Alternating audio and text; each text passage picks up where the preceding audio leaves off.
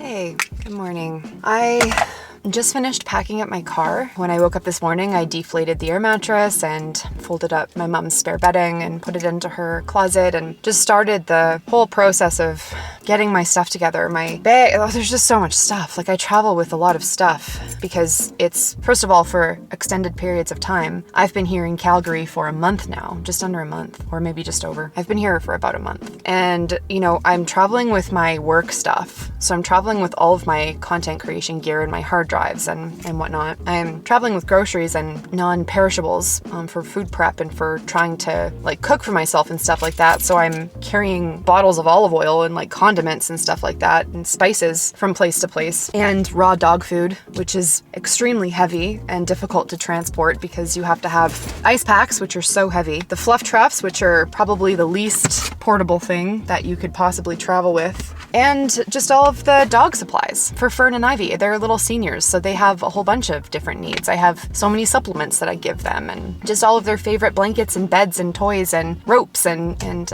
all that stuff. So I'm just watching a girl walk her pug right now. So I travel with a lot, and it takes a lot out of me to pack it up, travel to my next gig or location, and then unpack it and settle in. And I'm sure you guys have seen in previous vlogs the process of doing that. It's a lot of stuff and it's exhausting, and it's especially exhausting when I'm staying at my mom's in between jobs for somewhere to crash until I move on to the next house, to go up and down 5 flights of stairs 15 or 20 times, carrying everything I need to carry to pack it into this tiny little venue. This is Jesse's Hyundai venue that I'm currently driving because he's vision impaired, and my Hyundai Tucson, which was considerably bigger, broke down when we moved out of the cabin. It totally broke down. It's still at the dealership. We're still trying to figure out what to do with it. I made a whole video about that a few months ago. So I'm in a tiny car with way too much stuff, and I'm just exhausted. I'm feeling so exhausted from this pet sitting thing. And I had so much energy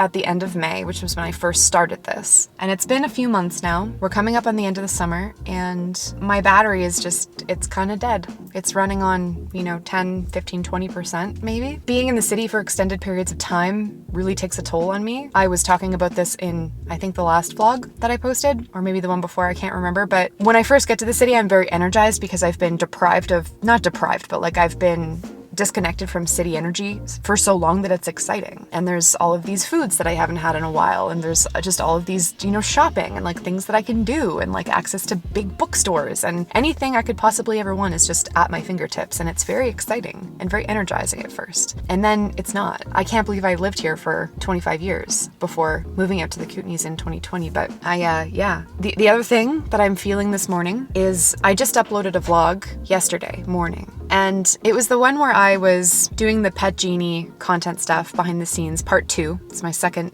video that I posted about that. And it was just kind of started off with some, not bloopers, but like just behind the scenes of trying to get this whole thing wrapped up. And in that video, I talked about how much I was missing the Kootenays and how much the city was draining me and just how noisy and crazy it was. And I think I ran some errands, and then me and my mom had a little, party. We watched a movie, and I put together some clips of us and the dogs just like kind of watching this movie to this kind of upbeat club music.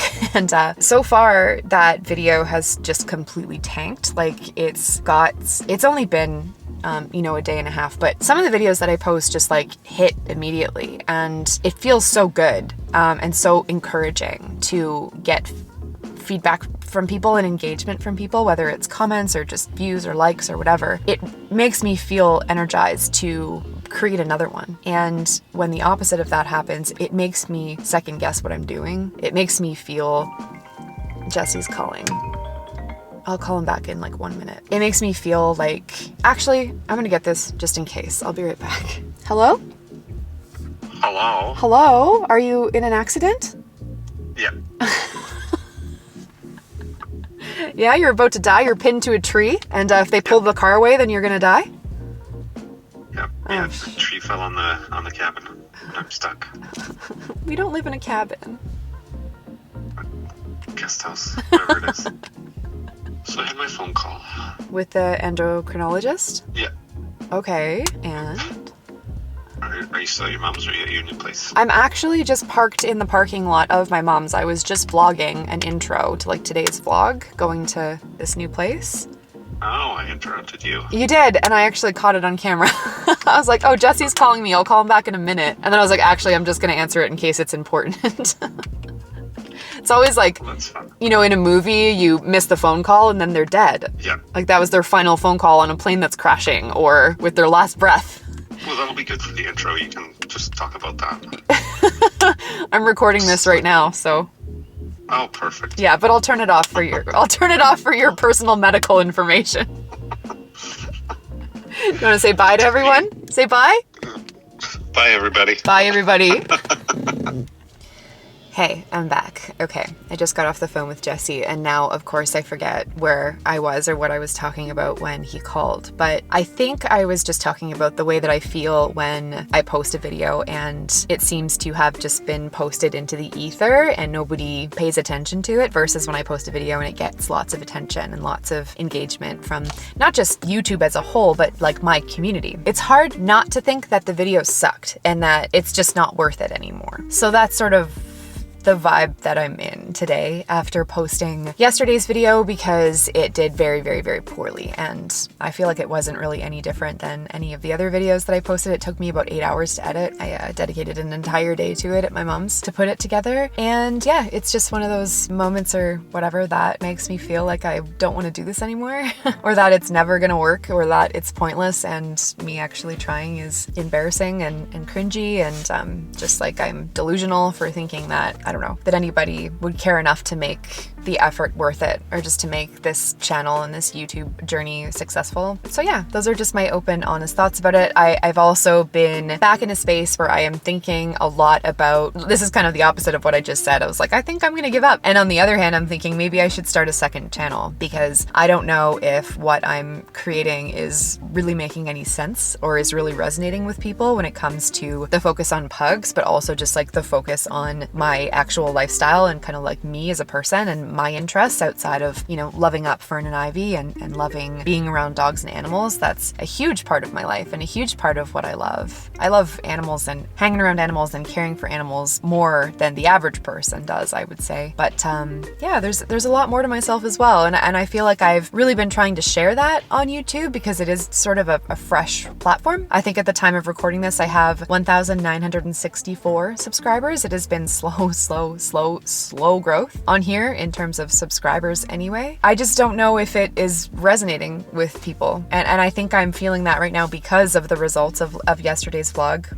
I scheduled it as a premiere. Maybe that was the mistake. I don't know. I was there when it was playing and there was one person who was talking to me in like the little chat or whatever. And that person always watches my videos. She's one of those people. She watches them right away. I know not everybody can, but I just felt like such a loser. I did. Just sitting there like talking with her and it just, I don't know. So yeah, I've been thinking about maybe I should create another channel so that the content that I want to share and like the things I want to share actually makes sense. Maybe Grumble Farm should just be purely educational and, you know, focused on this particular part of my life. But compartmentalizing myself like that is hard. It's hard to like switch on the pug and dog and animal side of my brain and then switch it off and then switch back to the other side of me that is also equally as important. And I also ignore that side of myself a lot when I'm just living my life and sharing what I share online. I'm usually focused on the pugs, and you know, I've been sharing this pet sitting journey and it I don't know, it's exhausting on top of all the other stuff that I'm exhausted about. I don't know what the fuck I'm doing. I don't know what I'm doing. And sometimes I feel like I'm not gonna know what I'm doing until the day that I die. Like I'll be on my deathbed and be like, wow, I really didn't know what I was doing.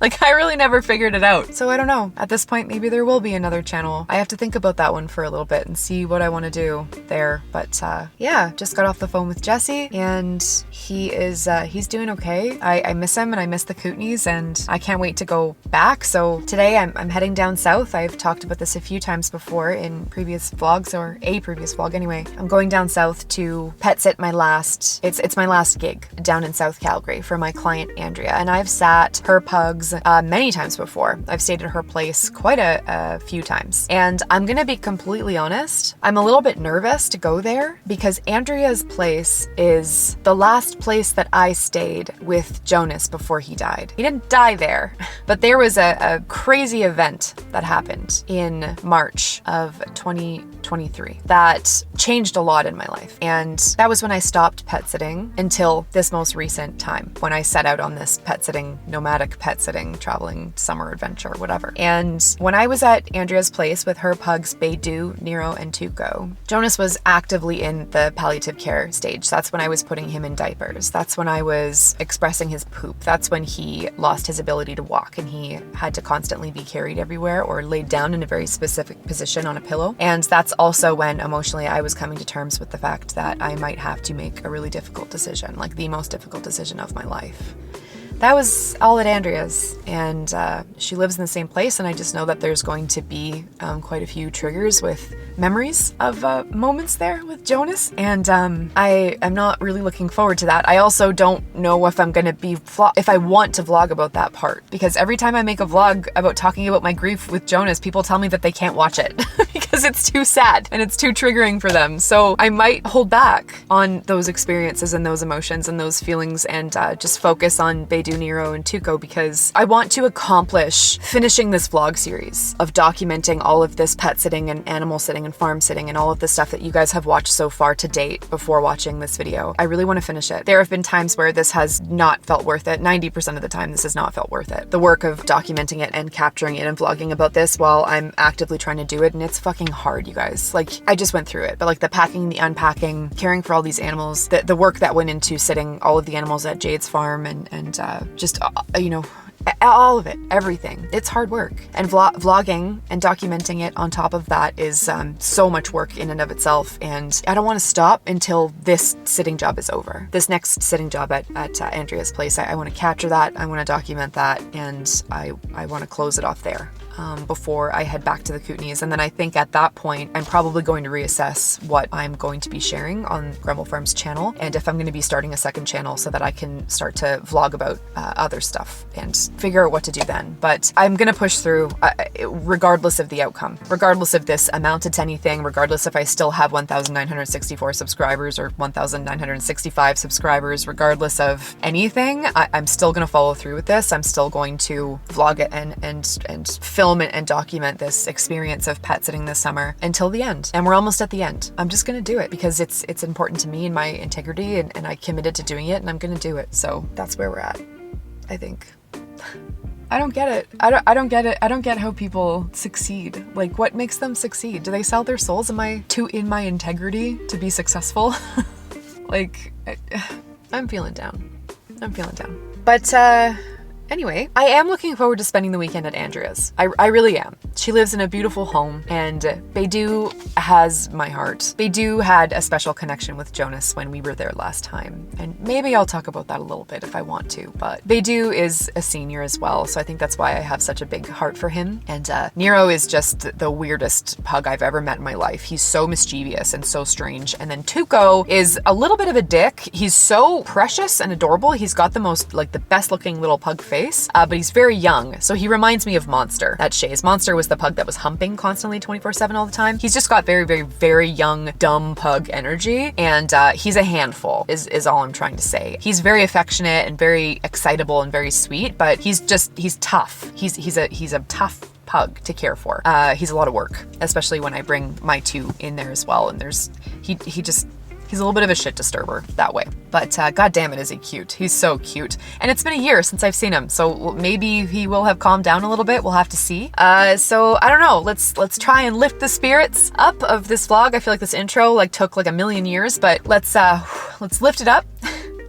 And I'm going to introduce you to everyone. You can kind of meet them a little bit, get to see their face, get to see what we're working with this weekend. And I'll take you through my day, and we'll see what happens. So I'm gonna swing by SBUX because you know what? They have their pumpkin spice stuff on the menu. There is fall vibes in the air, and I'm here for it. And they have a pumpkin spice cold brew with like pumpkin spice foam that I think I'm gonna get into, and I'm gonna grab a little bit of breakfast and we're gonna head down south. It's a bit of a drive, so I will see you at Starbucks, or I'll see you at Andrea's. I will see you there, or I will see you on another time. Or I don't know, I'll see you like literally in like a millisecond. Leches on the menge.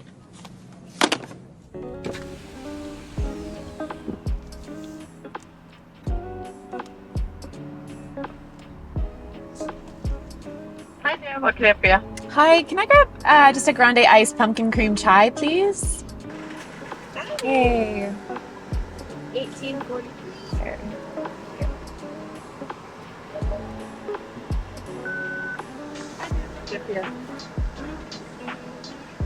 Would you like napkins for your food?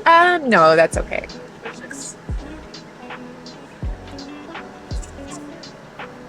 Oh, thank you so much. What's your name? Yeah, you too.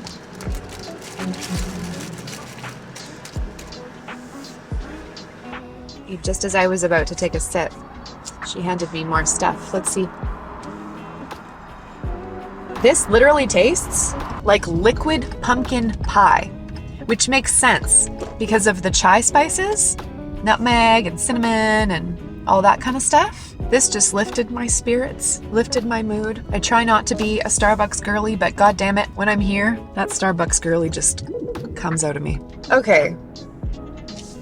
Andrea's place is so much closer than I remember. This was literally just like down the street.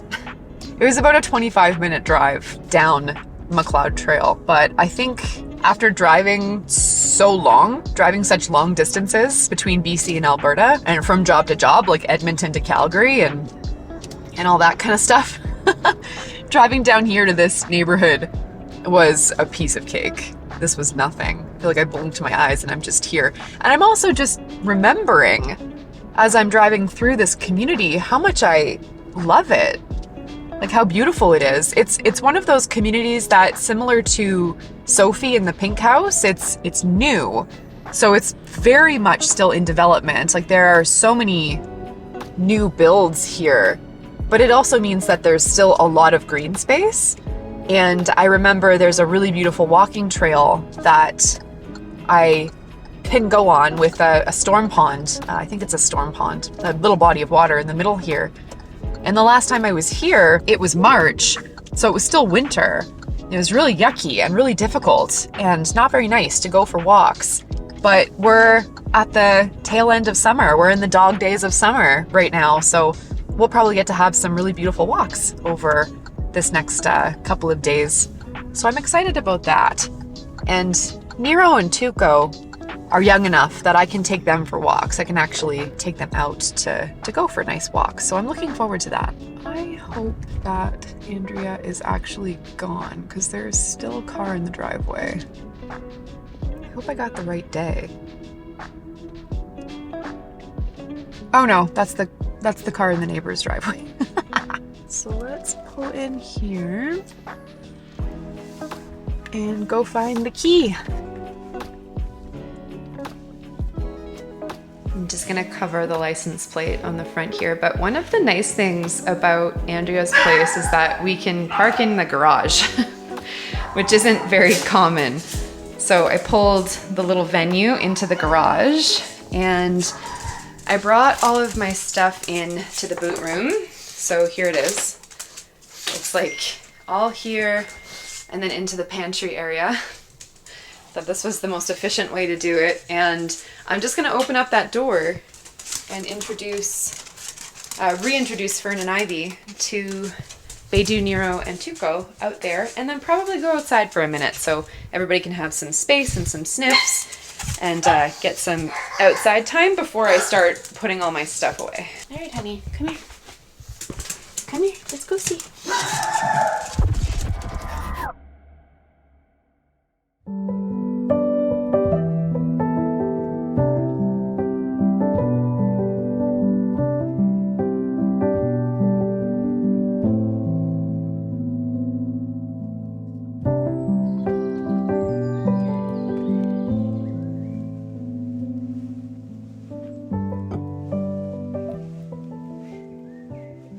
Brought an extra battery and I I made some tea. Because we have a lot to talk about. I just got outside and the girls just started crying inside, so you might hear them whining. I can't bring them out here because it's cold. Obviously, I am back in the Kootenays. You can see this red barn that I framed oh so perfectly in the reflection of the window behind me. That is my view and what I am looking at right behind the camera. If I face the other direction with the barn in the background, I'm actually totally shadowed out. Like I'm just black, there's too much backlight, but I figured out a little hack. If I film this way, you can still see the barn in the background and I have some nice light on my face. I am back at the little shack on the farm, and in full transparency, full disclosure, in all honesty, it's 2 months later. It's actually 2 months and a couple of weeks later since that last clip that you just saw, which was me driving on the highway back to British Columbia from Bedu, Nero, and Tuco's place at my client Andrea's house in South Calgary. I knew that when I filmed the clip before that of walking in through the mudroom or the boot room and the pantry and opening the door to meet the pugs with Fern and Ivy, and I decided to stop filming, I knew in that moment that I was just going to have to pick it up when I got around to editing that vlog. And I am a couple months behind on editing my vlogs right now. If you haven't noticed, if you have been watching them, they've all been from the summer, from August. We're at the end of October now. And I just started editing the vlog that you've just been watching so far yesterday. And when I went to bed last night, after chopping up the first couple of clips of me just sort of talking and making my way to Andrea's place, I knew that I had to go to sleep, wake up, get ready, and come on camera to wrap up why I wasn't able to follow through with filming that sitting gig. And it was kind of a nice refresher going through those clips that I had filmed of me in my car, talking about where I was off to and where I was going, because I actually did talk about how I was a little bit nervous to go to that job because Andrea's place, where Bedu, Nero, and Tuco live, is the last place that I was sitting at with Jonas before he died. So there are a lot of memories in Andrea's house of when Jonas was very, very, very sick. The last time that I was at Andrea's place was in March of 2023, and Jonas died at the end of April in 2023. And the reason I was out in Calgary in the first place was for an emergency veterinary referral for Jonas from our vet out here in the West Kootenays to Western VCA Emergency in Calgary. I had decided to double up on pet sitting gigs while I was in the city, since I had to travel all the way out there for Jonas anyway. And looking back at that decision, I realized that it was survival instinct that caused me to do that and to make that decision, and I shouldn't have done it. Thinking back to the memories that I have with Jonas at Andrea's in March of 2023 is heartbreaking for me. And in March of 2023, I decided to withdraw from the online space. I deleted TikTok. I don't really talk about TikTok that often, but at the time we had about 40,000 followers on TikTok, which isn't a lot, but it was something. Totally deleted it. Didn't disable the account, like deleted it forever and ever. It's gone. It's been gone ever since. And I completely stopped posting any updates about Jonas on Instagram. I withdrew into the private space of Patreon, and I invited our patrons at the time to follow along with the end of Jonas's life. And I shared this whole experience with them on Patreon. And the posts are still there. If you ever join Patreon and you go back to the writing and the photos that I was sharing, all of the stories and experiences that I was sharing on Patreon around the beginning of 2023, you can still see that stuff. You can still catch up on it and see it. You don't have to, of course, but it is there. And that's where I was sharing about everything I was going through with Jonas. And in March of 2023, when I was at Andrea's last with Bedu, Nero, and Tuco, was when I realized that Jonas was dying. It's when I got back all of his diagnostics from the internal medicine specialist at VCA Western, and I realized that he had multiple, pretty much terminal diagnoses,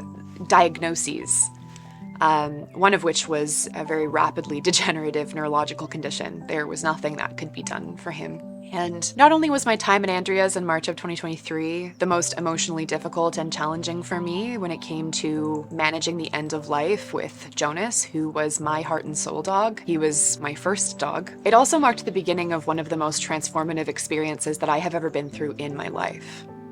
And to date, I still haven't found the balls or found the way, the words to share about what that means. I feel like I did my best to share it privately on Patreon as well, but I haven't brought that experience to the public space yet. And I feel like it's at the core of what I will eventually choose to share and teach online about pet loss grief from a very spiritual, very sacred, very ritualistic perspective, rooted in my experience with Jonas. Needless to say, I had my reservations when I was in the car making my way to Andrea's about wondering or feeling a little bit nervous if I was going to be overwhelmed or triggered by her space with memories of Jonas and everything that we were going through there. When we were there was when Jonas really started to decline and he couldn't walk anymore and he had to be set upon a pillow in a really specific way to keep his body up. And we weren't sleeping. I was sleep deprived. I was so highly anxious. It was causing stress between me and my mom and just other people in my life who I was kind of expecting to be there for me through this decision-making process. This is all very complex and very personal. I'm just trying to share sort of like the bare minimum to set the stage for where I was at last year. But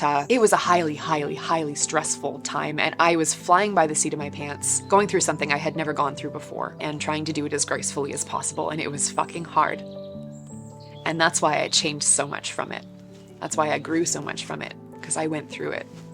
I didn't go around it and go under it and go over it. I went straight through it. And as soon as I opened that door from the pantry to go into Andrea's place, I was just completely overwhelmed with the energy of Jonas. Her pantry opens up to her kitchen. And she has kind of like a granite island, a big granite island in the middle of her kitchen. And that island is where I spent most of my time with Jonas on a blanket, a folded up blanket. I called it his magic carpet, with a pillow. He was draped over it with his neurological condition caused his arms to go straight. Like they wouldn't bend, they were just straight, and his back legs were completely immobile, so they were floppy. So I pulled his back legs over the pillow and his front legs would go straight out like this. And that's where I placed him up high with me because I was cooking these homemade meals for him to try and support around stage 3 kidney failure, in addition to his very rare neurological condition that he had been diagnosed with. We spent pretty much the entire time I was there last in March of 2023 doing that together with him right by my side and me cooking these homemade meals for him. And that's also where I was changing his diapers. And that's just where we spent most of our time when we weren't trying to sleep up in the bedroom. And when I saw that granite island and her kitchen came into view for me when I opened up that pantry door, I just shut off my camera immediately. And I knew that I wasn't going to be able to film at Andrea's without faking how I was feeling. I had wanted to keep the focus on bedu, nero, and tuco because I was so dead set on this idea of being in my integrity with following through with all of my pet sitting jobs this summer. In the beginning part of this vlog, I was also talking about being burnt out, and that was true too. I was at the end of a really long stretch of being away from Jesse and of being in the city, and it was really starting to get to me. I think I had mentioned running on 10 or 20% battery, and I really wanted to push through that last sitting job because after that last sitting job, I came back to the Kootenays for a couple of months. And since I came back from bedu, nero, and tucos, and over these past 2 months that have passed, I've actually gone to another sitting job again at Cedar View Acres, and you'll see those vlogs coming up next. So I'm kind of hopping in a bit early, if that makes any sense, to wrap up this vlog and to share this story. I know it's a little bit confusing, and I know it probably doesn't matter in the end to you guys, but my brain thinks in a linear fashion, one thing after the next, after the next, after the next, telling a story and weaving together what happens in sequence. And I'm hopping on camera today to finish that vlog after I've already filmed another 3 or 4 vlogs that are going to be coming up for you guys to watch somewhere else. That is the main reason why I wasn't able to follow through with bedu, nero, and tuco at Andrea's place when I showed up there. I just called it quits. It was too overwhelming to see that space. So I sat with that for a few days. I put my camera down. I didn't think about filming anything, and I just took care of bedu and nero and tuco and Fern and Ivy, and I thought a lot about Jonas. I journaled about him a lot. I prayed. I spent time with him. And there's a story that I want to tell you to wrap up this kind of semi-failed B&T, bedu, nero, tuco vlog that I originally thought was going to be much different. And I debated whether or not to turn this vlog into the sharing of this story, and now that a couple of months have passed, I feel very comfortable and very happy to talk about it. And I'm excited to share this experience with you. So here we go. In March of 2023,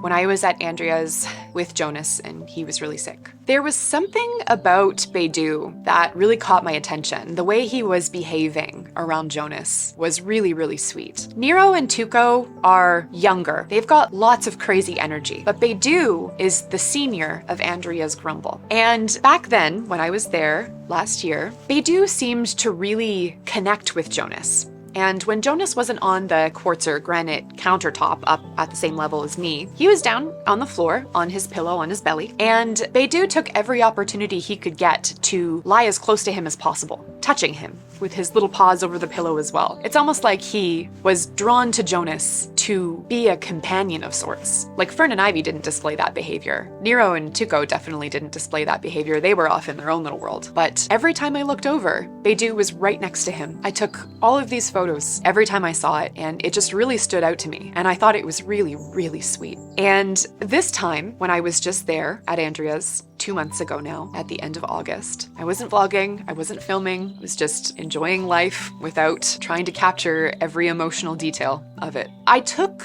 bedu for a walk around this storm pond, this body of water that's located in Andrea's neighborhood right in the middle. It has a beautiful paved path that goes all the way around it. And I looped around that path with Jonas in his little red stroller many times in March of 2023 when I was there last, when he was still alive. That's how we spent his final days and weeks together, was just going on long, leisurely walks together around and around and around and around with him in this red stroller with his magic carpet blanket and his pillow.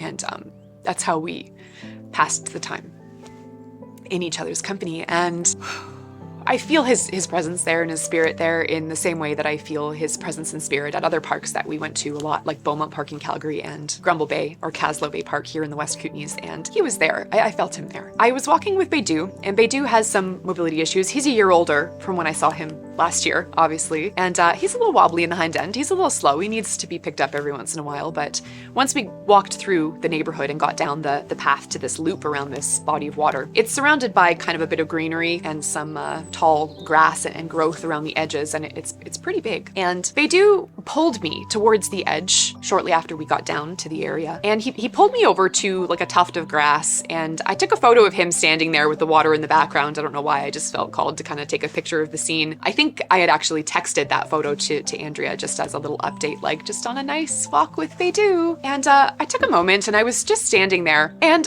I don't know what propelled me or pulled me to look down at my foot.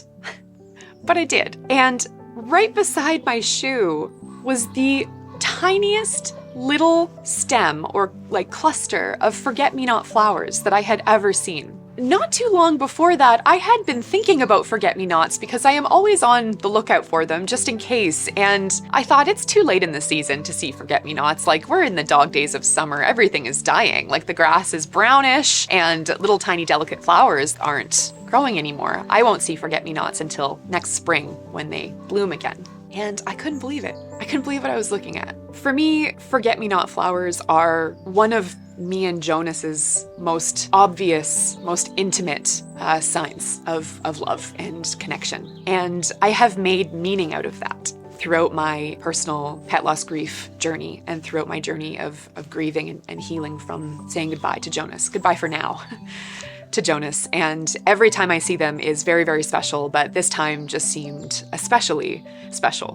When I leaned down to take a look at them and really just double check that that's what I was looking at, it dawned on me that bedu dragged me over there to see them. It was just a realization that came into my head, and I looked at bedu and he was looking at me, and we just had this moment of like, it felt like he knew something that either I didn't or that he was, trying to tell me with like a little a little wink. It was a really special moment. I walked around the entire perimeter of that stormwater pond with bedu, and I was looking really hard for more forget-me-nots around the edge. I was like, what if they're just like speckled along the storm pond? Like they're probably everywhere. If they're here, they've got to be everywhere. They're just tiny. I've got to look. And I pretty much had like my nose to the ground looking for more forget-me-nots, and I didn't see a single one around the entire loop.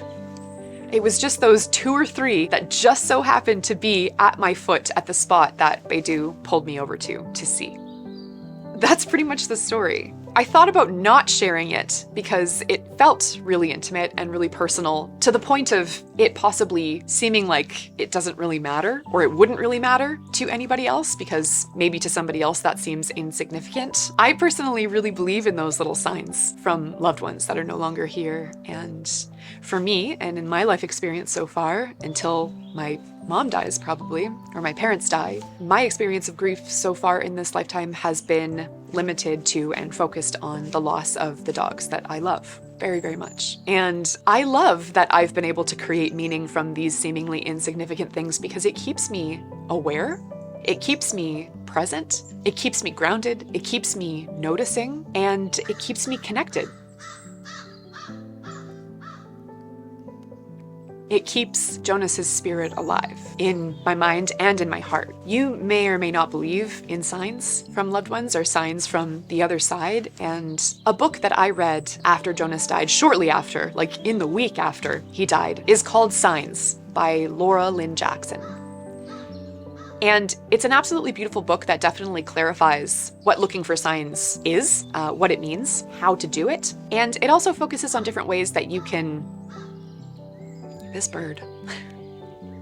Her book also focuses on different ways that you can strengthen your intuition and clarify just the way that you seek out and you find and you perceive and make meaning of these various symbols that come into your life without you noticing if you're not paying attention. But if you are, you can create deep, significant meaning out of those things. And so her book really helped me create meaning out of my loss, and I highly recommend it to anybody who is going through any type of grief, if you are willing to be open-minded enough to incorporate that into your healing.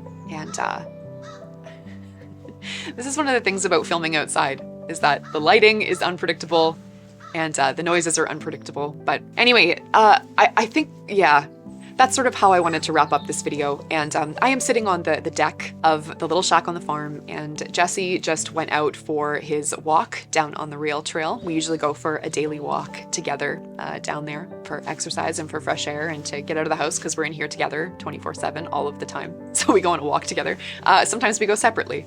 So today I decided to set up my camera outside, and he decided to go for a walk, and he is probably going to be back at any moment. So the next couple of vlogs that you see from me are going to be from Cedarview Acres, and that's back in Alberta, and I think you guys are really going to enjoy those as well. And then when I get back from those vlogs, when I finish editing those vlogs, we're going to be back here in the Kootenays, and I think my content is going to take a little bit of a shift now that the pet sitting stuff is over. So there'll be some changes, and I'll keep you guys in the loop with that for sure. I promise. But for today, I just want to thank you guys for watching. I am in the midst of pushing out a lot of the vlogs that I filmed this summer, and I am finally experiencing how many people are actually watching them and paying attention to who's actually watching them. So those of you who are, and who have just been leaving me feedback and comments about how you've been enjoying them and how much they've been moving you, and all of those types of encouragement, I just want to thank you so much from the bottom of my heart for taking the time and creating the space for me to share about this story and this experience with you on a platform that actually allows me the room and the time, without the time constraints, to do that properly in the way that I feel gives these stories justice and allows me to connect with you guys in a deeper way. So